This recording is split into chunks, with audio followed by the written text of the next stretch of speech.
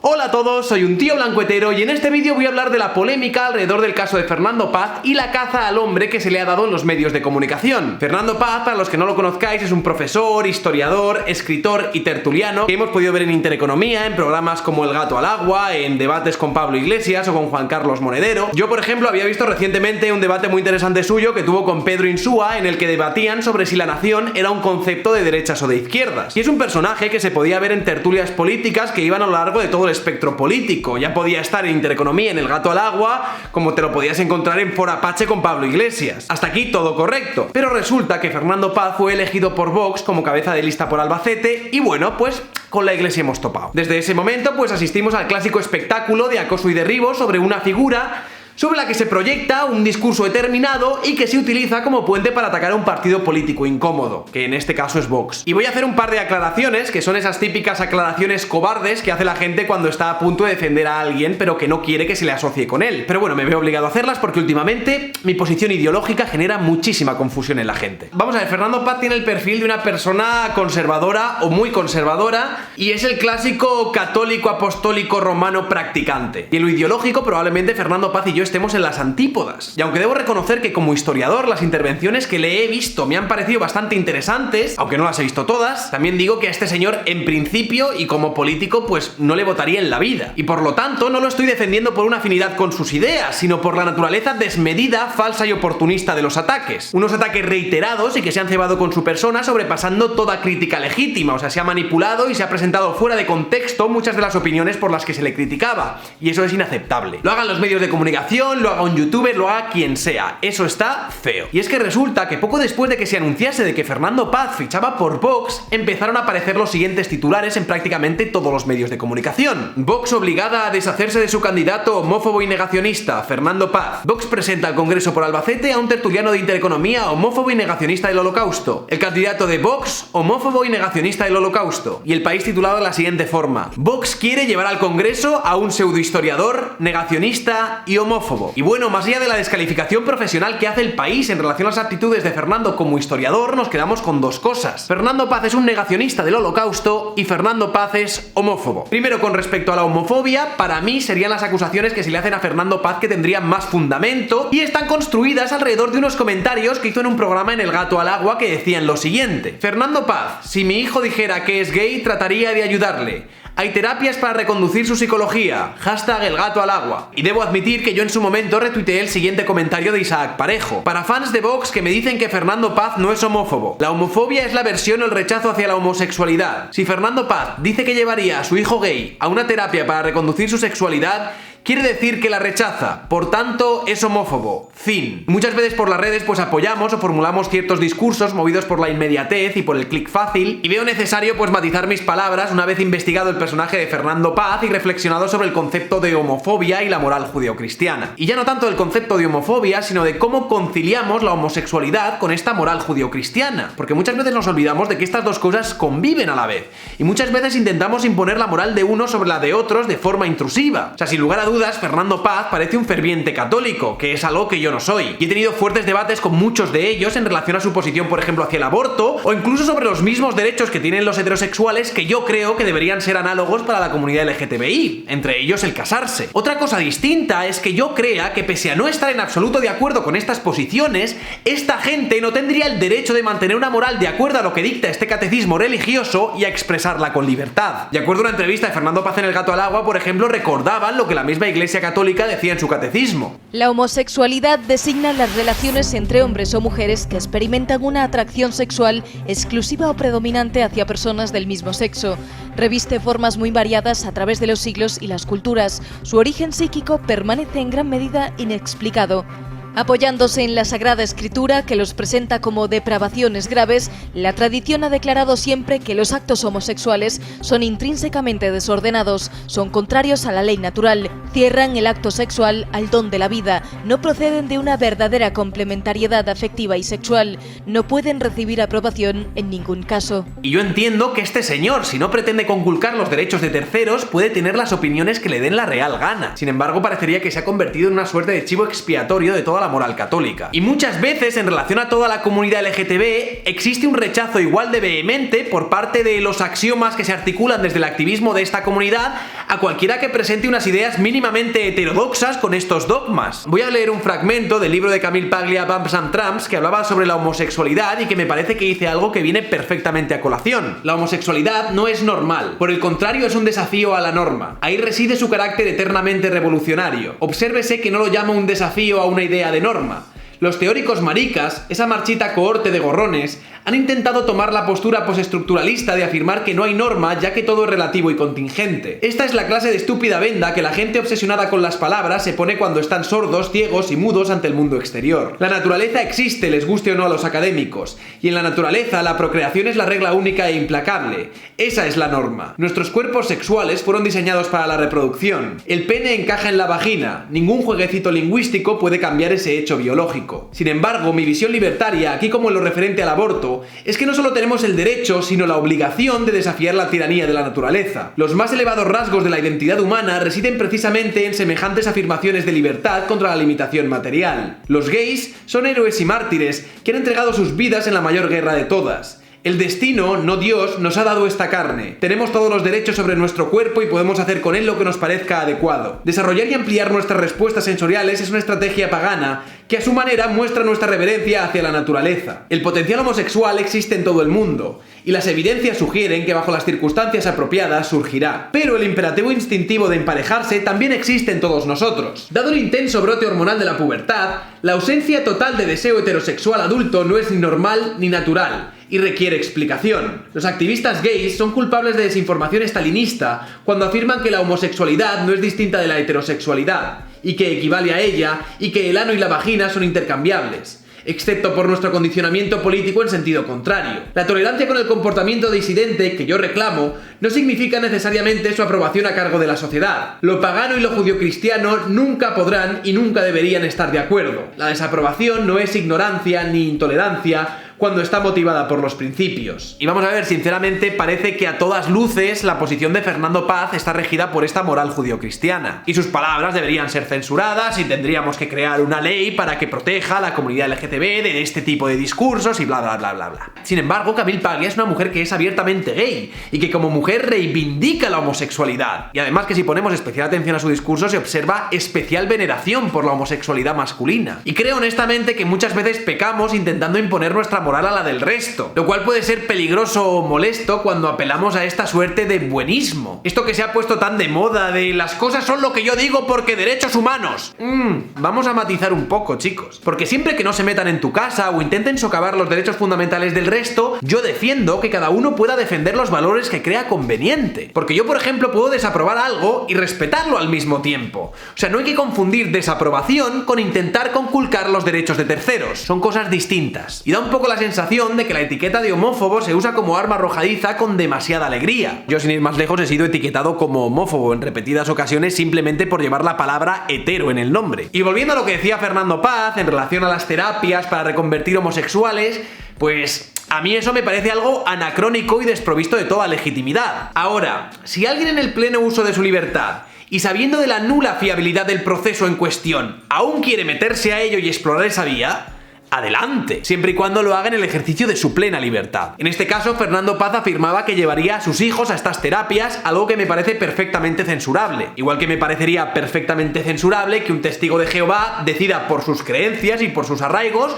no vacunar a sus hijos, por ejemplo. O sea, si estás poniendo en juego la estabilidad física y mental de terceros, independientemente de que estos sean tus hijos, pues me parece legítimo algún tipo de intervención externa para evitarlo. Dicho esto, me parece paradójico que desde el activismo LGTB se defiendan unas leyes en torno a la comunidad que por su formulación avalarían este tipo de terapias. Y me voy a explicar. Si afirmamos que nuestra identidad de género y nuestra orientación sexual son factores subjetivos, intercambiables e independientes los unos de los otros, y que se quitan y que se ponen y que se eligen subjetivamente como quien va a la compra porque todo es una construcción social, significaría también que estos valores culturales que nos han condicionado a ser de una forma determinada se podrían desaprender. La principal crítica por parte del activismo LGTB a las terapias de conversión venía porque se entendía que la orientación sexual era algo innato y que no se elegía. Y con las leyes que el año pasado puso Podemos encima de la mesa, estas orientaciones e identidades maleables podrían perfectamente amparar este tipo de terapias de reconducción a la heterosexualidad. Cuidado con el activismo LGTB a donde se acerca, que puede acabar haciéndole la cama al catecismo católico. Mucho cuidado. Y hasta aquí la cuestión de la homofobia, que de todas las críticas que se le han hecho a Fernando Paz me parece la más legítima. Aunque cuidaría mucho el uso instrumental que desde lo políticamente correcto se le da a la palabra homofobia. Y ahora entramos en la calificación más peliaguda, que sería la relacionada con el negacionismo del Holocausto. Para los que estéis muy despistados, el negacionismo en términos del Holocausto pues defendería que el intento de la Alemania nazi de aniquilar a los judíos durante la Segunda Guerra Mundial pues nunca ocurrió. Y esto es básicamente de lo que se le acusaba a Fernando Paz, de negacionismo, de negar ciertos hechos comprobados y verificados alrededor de la matanza de judíos por parte de los nazis. Y no hay que olvidar que el negacionismo es un delito de odio que está comprendido en la reforma del Código Penal de 2015 junto con otros delitos de odio. Aún así, el País afirmaba que Fernando Paz era abiertamente negacionista, ya que su postura sería la siguiente. Sobre el Holocausto, afirmó que aunque es innegable la organización de matanzas de judíos,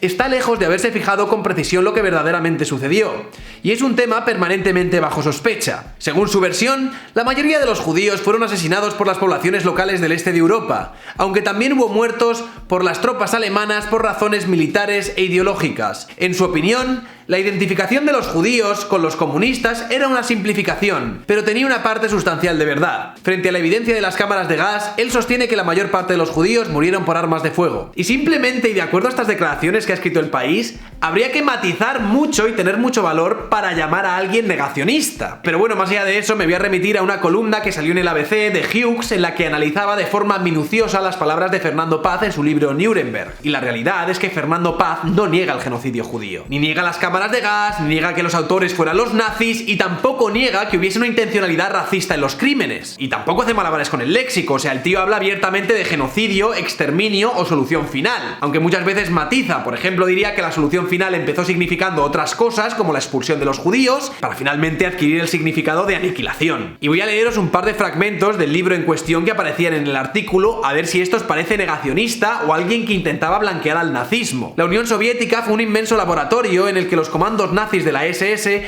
comenzaron a experimentar diversos métodos de aniquilar a los judíos. Y cuando las ejecuciones se ampliaron a las mujeres y los niños, las cosas se complicaron aún más. Posteriormente se comenzaría a enviar al este también a los judíos de Europa occidental, alejados del prototipo de Ostjuden, que cumplía mejor la imagen del infrahombre, tal y como la expresaba la propaganda nazi. Así que la labor del exterminio cada vez se volvía más penosa. La consecuencia fue que comenzase a experimentar con gas para matar a los judíos, por estimar que se trataba de un método más humano. La destrucción de los judíos europeos fue la primera parte de la pieza que siguió: la acusación de haber proyectado la germanización y expolio en los países ocupados por Alemania. El nivel de conocimiento de los aliados en lo referente al genocidio judío en 1945 y 1946 era bastante bajo. O sea, Fernando Paz habla sin tapujos de ejecuciones de mujeres y niños, cámaras de gas, fusilamientos, genocidios, destrucción. Desde luego no parecen las palabras de alguien que intenta blanquear el nazismo o negar el Holocausto. Además que Fernando Paz escribió este libro para la editorial esta de la Esfera de los Libros, que en principio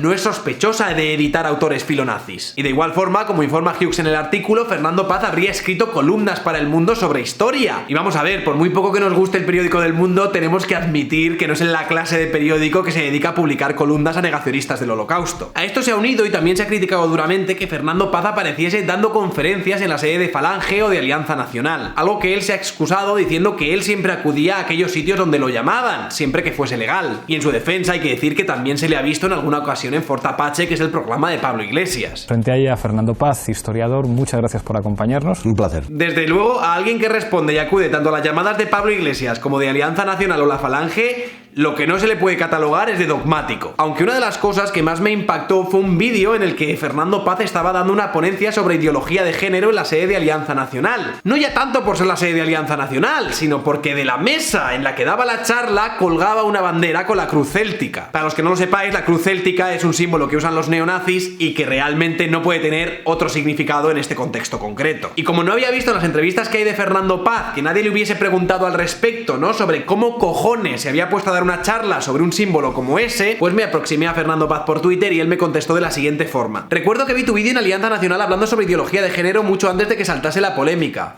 Reconozco que aunque el contenido de la ponencia me parecía interesante, me produjo muchísimo rechazo observar la cruz céltica abanderando la mesa desde la que hablabas. Es innegable que ahora mismo eso es un símbolo neonazi y que en ese contexto no podía tener otras connotaciones. ¿Nunca cuestionaste la imagen que se podía inferir de ti hablando sobre una tribuna con ese símbolo en concreto? Y Fernando contestó: te contesto con toda sinceridad. Me llamaron para unas jornadas culturales, razón por la que accedí. En ese momento y aún hoy acudo donde me llaman. Partidos políticos, organizaciones sociales, parroquias, casas particulares, doy cursos, charlas, conferencias. Han seleccionado lo que les interesa. También esto es cierto porque es lo que estaba colgado en YouTube. Cuando llegué al lugar donde impartía la charla, la gente se agolpó alrededor. El aspecto del sitio era algo extraño. Todo lo que vi fue el símbolo del partido tras la mesa, y me parecía razonable, a fin de cuentas, de que ellos convocaban las jornadas. La cruz céltica que cubría la mesa me pasó desapercibida hasta que, finalizada la charla, reparé en ella de modo casi casual, mientras hablaba con personas que se acercaban a mí para comentar mis afirmaciones. Algunos estaban algo molestos porque mi charla insistía en el carácter nietzscheano de la ideología de género. Los principales filósofos de dicha ideología son seguidores de Nietzsche,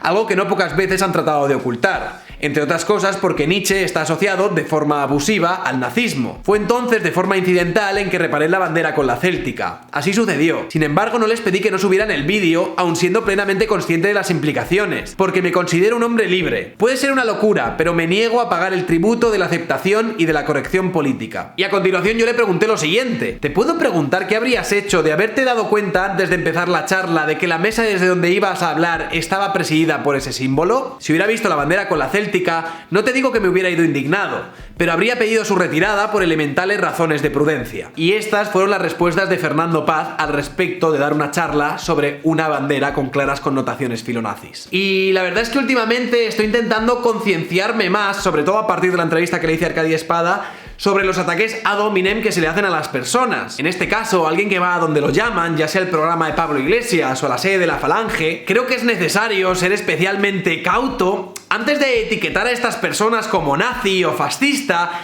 simplemente por el lugar donde se le ha hecho la foto. Y creo que era absolutamente necesario que califiquemos a Fernando Paz o a cualquier otro individuo examinando su discurso antes de caer en etiquetas simplistas y gruesas. Y después de revisarme horas y horas de intervenciones y entrevistas de Fernando Paz, pues tengo que decir que el perfil de este hombre es el de un señor católico, apostólico, romano, de derechas y conservador. Ya está. Y no es un perfil político que a mí me atraiga demasiado, y desde luego es legítimo cuestionar y criticar sus ideas. O sea, las referentes a las terapias de reconversión me parecen más propias del siglo XX. Pero de ahí a que entre todos los medios de comunicación se forme una suerte de conjura para señalar a este señor como un filonazi y calumniarle con la infame etiqueta de negacionista, hay un trecho muy grande. O sea, mención especial a la manipulación torticera y reiterada de La Sexta a partir de un fragmento en el que Fernando Paz está explicando la diferencia entre derecho positivo y derecho natural en relación a los crímenes de Nuremberg, que la distorsión que le han hecho alrededor de eso manda huevos, macho, es que manda huevos. Esto es lo que decía La Sexta. Para terminar, ha acusado a La Sexta de manipular sus palabras. Me han recortado declaraciones, por ejemplo, que yo proponía que se rehabilitara, por Dios santo, a los criminales de guerra nazis. Se refiere a estas declaraciones que hizo sobre los juicios de Nuremberg, de las que ahora les mostramos la versión larga.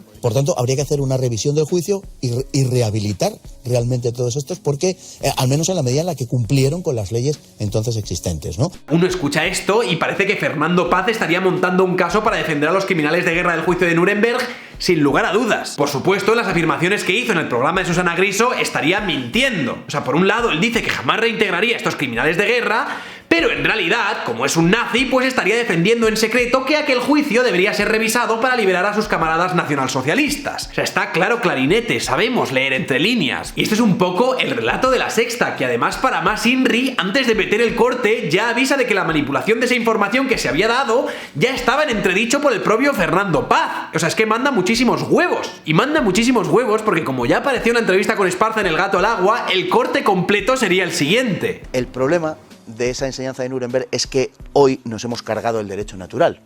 Y entonces cualquiera podría alegar el incumplimiento de una orden porque no obedece a mi conciencia. Y mi conciencia está construida como a mí me dé la gana. Como hoy no existe más que derecho positivo, como hoy no se cree en el derecho natural, los alemanes que ejecutaron las órdenes que eran legales en el Tercer Reich estaban actuando de forma correcta. Por tanto, el juicio de Nuremberg hoy se puede impugnar desde el punto de vista de que no creemos en la ley natural. Esas leyes estaban contra los derechos humanos, no cumplían los derechos humanos. Y hoy los derechos humanos, digamos que serían la piedra angular en la defensa de esa idea. Bien, también podría decirse, oiga, es que los derechos humanos no habían sido compilados en 1945. Por tanto, habría que hacer una revisión del juicio y rehabilitar realmente todos estos, porque al menos en la medida en la que cumplieron con las leyes entonces existentes, ¿no? Fernando Paz, en su calidad de católico, sí que cree en el derecho natural por delante del derecho positivo. Él sí defiende que existen unos principios normativos esenciales al orden social que se fundan en la naturaleza y que estarían por encima de ese sistema de normas que emanan de la autoridad en la que se fundamentaría el derecho positivo. Él defiende esto. Su crítica, de hecho, iría en la dirección que desde el marco de los que defienden el derecho positivo debería exculparse a los criminales de guerra nazi. Pero es que él no defiende el derecho positivo. Él defiende claramente el derecho natural, por lo que él jamás los exculparía. ¡Jamás! Y desde las noticias de La Sexta, avisados de que esa parte del discurso podría estar en entredicho, y cogen los tíos y te vuelven a colar el pedazo de fragmento de vídeo para dar a entender exactamente lo contrario a lo que en realidad es. Alucino con estos medios de comunicación, tío, te juro que alucino. O sea, yo sinceramente creo que esto es una mezcla de incompetencia y manipulación. Da un poco la sensación de que ni siquiera se han molestado en entender lo que el propio Fernando Paz estaba diciendo. Simplemente han cortado la pieza y han dicho, ala, mételo ahí, ¡boom! Ya está. O sea, ellos van como con la idea piñón fijo, ¿no? De destruir al hombre, ignorando completamente el contenido del discurso por el que se supone que le estaban criticando, que además es contrario al que ellos dan a entender. O sea, les da absolutamente igual. Y es que esto es paradigmático de la decadencia de los medios de comunicación actuales. O sea, unos informativos de unos medios generalistas que manipulan de una forma tan obvia y tan burda unas imágenes para formar un relato falso y atacar a un señor que es perfectamente criticable por sus auténticas ideas. Pero qué miedo a la confrontación de ideas y a la razón crítica hay aquí, joder. Es que es increíble. Nos andan usurpando a los espectadores cualquier tipo de diálogo entre personas con ideas distintas para ofrecernos esta guarrería, para poder atizar a un partido político. Flipo. Y luego se sorprenderán de que cada vez se les vaya más la audiencia a plataformas como YouTube. Es que no me extraña, colega. Y es que es cierto que ahora los medios de comunicación parecen tener una fijación obsesiva con el partido de Vox, que entiendo que por una parte es mezcla de miedo y por otra de un ánimo insano de conseguir audiencia a costa de titulares amarillistas. Pero un poco de decoro, ¿no? También sucedió en su momento con la aparición de Podemos, en otros términos, pero fue algo parecido. O sea, ahora mismo recuerdo declaraciones de Pablo Iglesias en las que claramente hablaba en un tono irónico, ridiculizando a la extrema izquierda, al hablar de fabricar cócteles molotov e ir a cazar fachas, y algunos medios intentaron utilizar la sátira de Pablo Iglesias intentando darle una literalidad que no era. También Pablo Iglesias, por ejemplo, daba charlas en Enrico Taberna, rodeados de fotos con presos etarras, y dedicaba palabras bastante tibias a la organización terrorista ETA, en algunos términos. Y era algo que le recriminaban en prácticamente todas las entrevistas. Aunque, evidentemente, más allá de las diferencias ideológicas entre Pablo Iglesias y Fernando Paz, la diferencia es que uno está en el Parlamento y es el líder de su partido y el otro ha caído fulminado en el acto. Será eso que llaman de la ventana de Overton, ¿no? Que deberíamos intentar centrar de nuevo antes de que esto se nos vaya de las manos. Soy un tío blancuetero, dale like si te ha gustado el vídeo, compartid y suscribiros al canal. Como muchos sabéis, he pasado unos días que he estado un poco reguleras, pero creo que a partir de ahora podemos pasar página, ya nos olvidamos de la tormenta y nos centramos más en sacar vídeos. Ya tengo pensado un poco de qué va a ir el siguiente, que voy a hablar de todos estos temas alrededor de la inclusividad, la integración, el buenismo, la corrección política y el hijab. Gracias a la gente que me apoya por PayPal, gracias a la gente que me apoya por Patreon, a mis privilegiados, opresores, machirulos, señoros y otros tíos blancos heteros, gracias. No os olvidéis, si estáis en Patreon, de entrar al canal de audios y enviarme vuestras preguntas por audio, por favor. Que me pareció muy chula esa sección y sé que a muchos de vosotros os gustó. Que por cierto, estuve el otro día con Lady Crocs y estuvimos hablando de la posibilidad de que ella se abriese un canal respondiendo a preguntas que le mandasen también por audio y ella las contestase también por audio y subiese, yo que sé, a lo mejor un vídeo a la semana respondiendo a preguntas sobre legalidad y jueces y los temas que ella trata en sus hilos de Twitter. Y cuando me empezó a hablar de eso me pareció una idea alucinante, así que por favor, si la veis por Twitter, intentad insistirla un poco para que le dé caña a ese asunto, ¿vale? Y nada más, daros las gracias a los que estos días me habéis mandado muestras de apoyo y deciros principalmente pues que yo creo en las diferencias y que ese rechazo a los identitarismos con el que empezó mi canal se está usando ahora para tacharme de chaquetero. Se os quiere mucho, de verdad. Quiero dar las gracias también al Patreon que me envió por correo esta langosta que está ahora perfectamente decorando en mi estantería junto con la nutria. Mirad cómo mola. No tengo mucho más que decir, yo creo, ¿eh? Un saludo y hasta otra.